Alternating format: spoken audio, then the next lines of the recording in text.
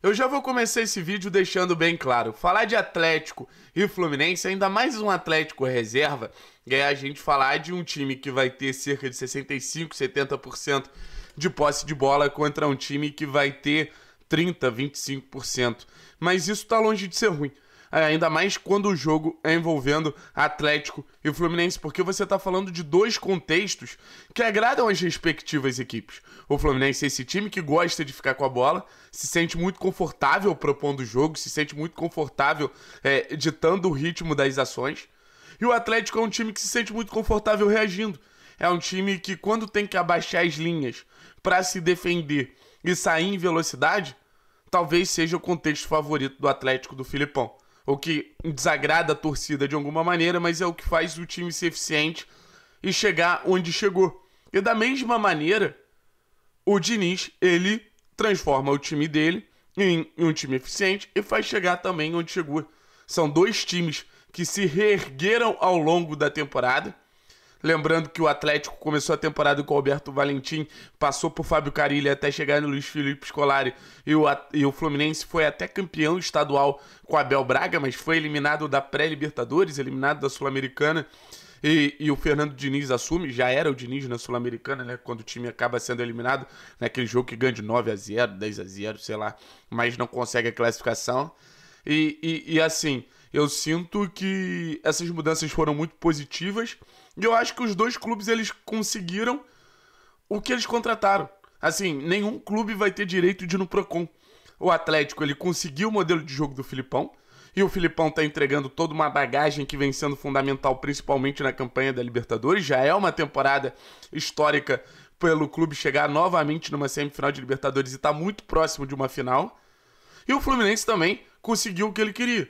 Contratando Fernando Diniz, ele estava buscando aquele modelo de jogo. E assim, em ambas as situações, a gente teve, por exemplo, jogadores potencializados. Em ambas as situações, a gente teve clubes entrando em brigas grandes. O Fluminense ainda está vivo na Copa do Brasil, sempre bom lembrar. Porque parece que às vezes a Copa do Brasil ela morreu para o atleticano a partir do momento que a gente é eliminado. Não é assim, sabe? Mas eu vou mandar um salve aqui para os nossos patrocinadores, KTO, Evolução Pisos e United Gym, que a gente vai falar de maneira mais profunda sobre esse Atlético que começa o jogo com o Anderson. O Anderson que, por enquanto, eu acho que o saldo é positivo. Talvez seja até um pouco polêmica essa opinião, mas eu acho que o saldo do Anderson é positivo. Porque é um Anderson que não toma gol contra o Ceará, ponto pro Anderson. E é um Anderson que vai bem contra o Flamengo, velho. Ele faz um primeiro tempo muito bom contra o Flamengo e as falhas que ele tem contra o Flamengo é tentando ajudar uma zaga que se mostra completamente ineficiente para combater um jogo aéreo de um time tão forte quanto o Flamengo. Então, assim, eu sinto que o Anderson ele fez o que podia. Para um goleiro reserva, eu acho que o saldo é positivo. Por isso que eu confio no Anderson.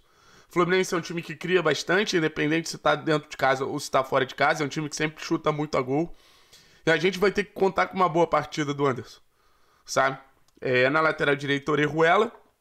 O Orejuela vai ter o confronto ali com o Matheus Martins, né? Que é esse jogador de explosão, esse jogador de velocidade, esse jogador de 1 contra 1 do Fluminense, é uma válvula de escape. E no confronto defensivo, eu me sinto muito confortável com o Orejuela. Eu acho que o Orejuela ele entrega o que eu espero dele no confronto defensivo, sabe? Com a bola é outra história. Com a bola é um jogador a menos, sendo bem sincero.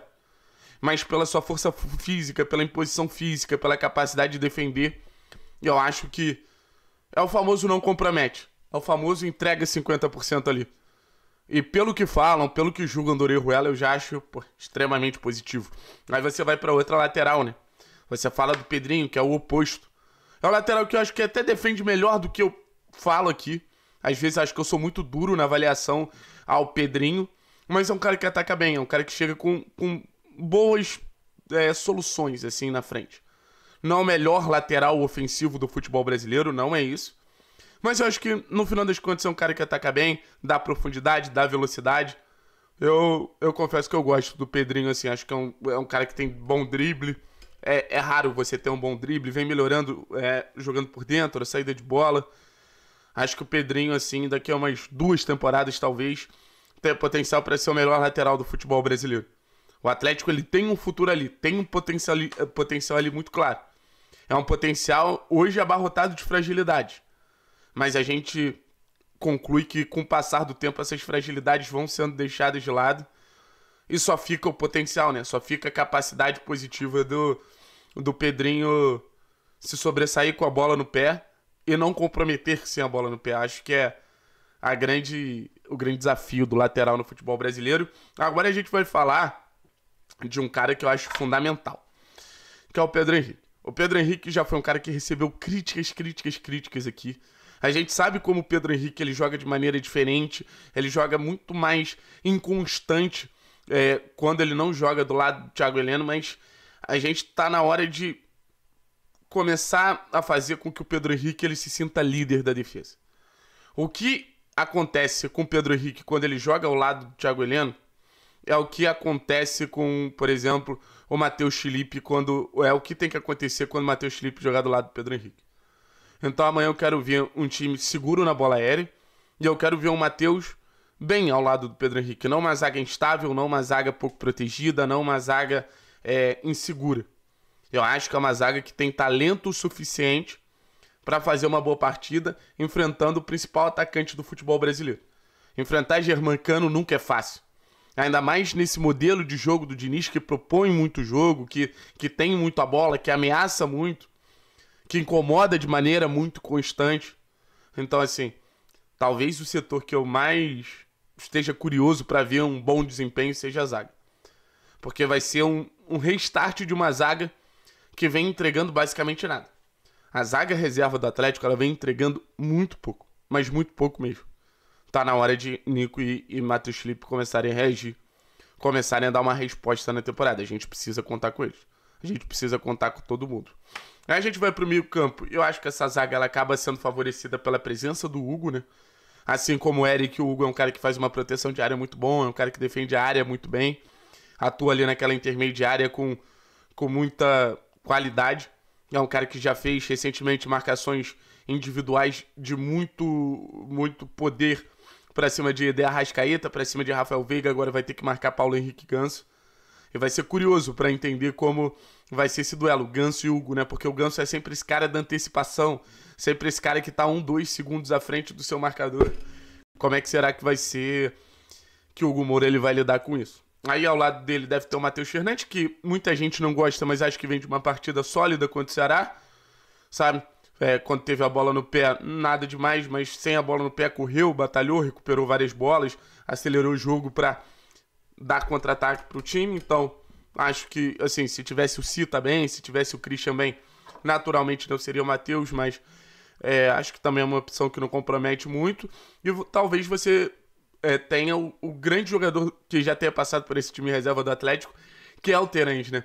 É até um pouco injusto com o Vitor Bueno a gente falar que o Vitor Bueno é a terceira opção, mas com o Terãs no banco, assim, não tem muito o que fazer. O Vitor sempre rendeu legal quando jogou com o time reserva, mas você ter a qualidade do Terãs, você ter o poder de decisão do Terãs, sabe? Ainda mais jogando num setor muito modificado. O Fluminense não vai ter o Nonato, então, assim, vai ter um confronto muito direto Terãs e André, mas acho que o Terãs nessa de procurar espaços, se movimentar para gerar vantagens, ele pode conseguir boas situações ali em um setor que, no mínimo, vai ter um desentrosamento. Deve ser o Iago Felipe junto ao André, enfim, a gente ainda não sabe como o Fluminense vem oficialmente escalado, mas vai ter uma brecha ali pro Terãs explorar. Ofensivamente, não tem muito o que inventar. Rômulo pelo lado direito, o Rômulo tá devendo um pouquinho uma boa atuação, vive um momento de instabilidade normal de um jovem, mas seria muito legal a gente voltar a ver um Rômulo rendendo ali pelo aquele lado direito. Acho que a gente pode até pensar no segundo tempo, se o Rômulo não estiver bem, entrar com o Vitor Bueno pelo lado, junto com o Terãs. Acho que é um cenário que pode potencializar muito bem os dois, sabe, tendo 2 jogadores criativos. Você vai ter o Coelho sendo esse cara de arranque, de 1 contra 1, de transição. E a gente sabe que os times do Diniz sofrem muito em transição. Eu fiz uma live ontem no Central Fluminense, lembrando que eles destacaram que o Fluminense ele sofre muito nesse entre espaço, entre lateral esquerdo e zagueiro pela esquerda.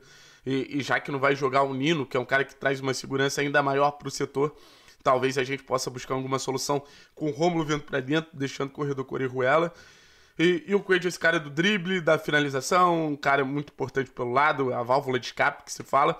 E você ainda tem o Pablo se movimentando na frente, tentando buscar espaço, tentando incomodar ali a defesa do Fluminense. Vamos ver se o Pablo ele consegue entregar uma partida melhor do que as partidas que ele vem fazendo.